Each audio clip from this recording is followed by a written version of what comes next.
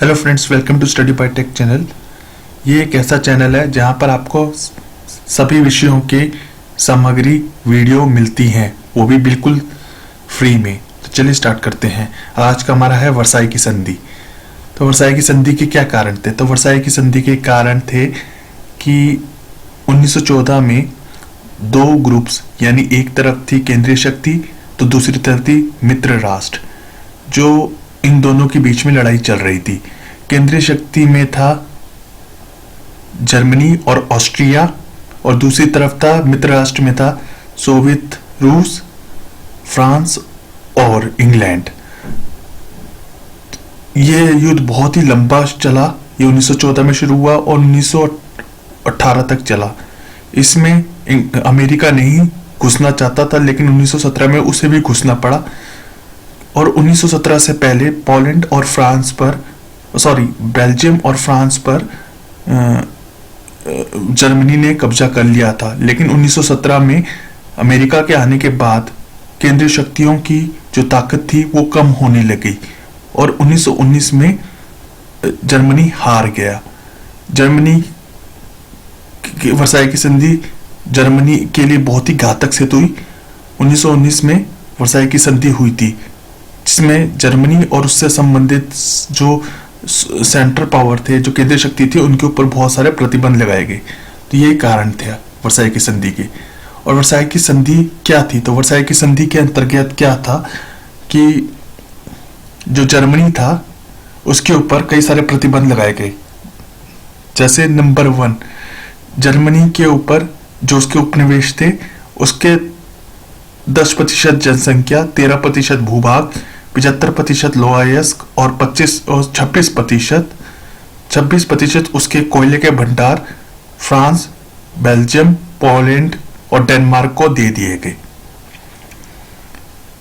और दूसरा, इसके बाद जो जर्मनी की थी वो सेना थी, जो जर्मनी की सेना थी उसको भंग कर दिया गया। ठीक है। और जर्मनी के ऊपर बहुत ही प्रतिबंध लगा दिए गए और जर्मनी को युद्ध के लिए जिम्मेदार ठहराया गया, उसको बहुत ही अपमानित किया गया। और 1920 से 1930 के दशक में राइनलैंड, जो कि संसाधन से परिपूर्ण था, जो प्राकृतिक संसाधन से परिपूर्ण था, उस पर जो फ्रांस, बेल्जियम और ये जितने भी मित्र राष्ट्र से संबंधित थे उनका ही कब्जा रहा।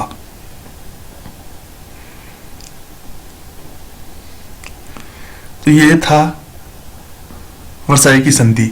वर्साई की संधि जर्मनी पर क्यों थोपी गई? क्योंकि जर्मनी को ही युद्ध के लिए जिम्मेदार ठहराया गया, क्योंकि जर्मनी एक शक्तिशाली राष्ट्र था 1914 से पहले। क्योंकि यूरोपीय महाद्वीप में जर्मनी ही बहुत ही आर्थिक तौर पर संपन्न था, जो दूसरे देशों को कर्ज देता था, लेकिन जर्मनी की गलतियों के कारण ही उसको आर्थिक संकट भोगना पड़ा।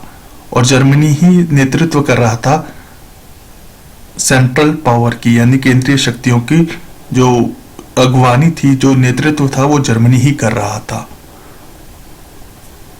वर्साई की संधि के प्रभाव। वर्साई की संधि के क्या प्रभाव थे? नंबर 1,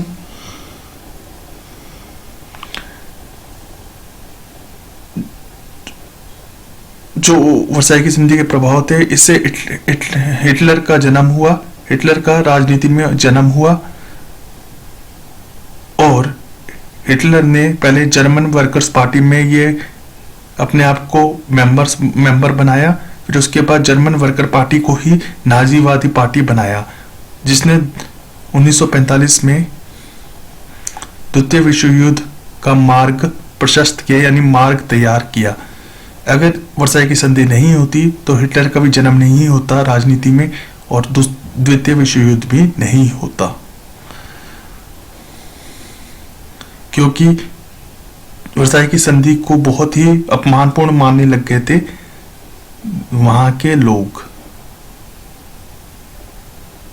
जर्मनी के लोग बहुत ही अपमानपूर्ण मानने लग गए थे और इसके लिए वाइमर गणतंत्र को ही जिम्मेदार ठहराने लग गए थे, जो कि जर्मनी में ही था। तो ये इसका प्रभाव था। थैंक यू, धन्यवाद।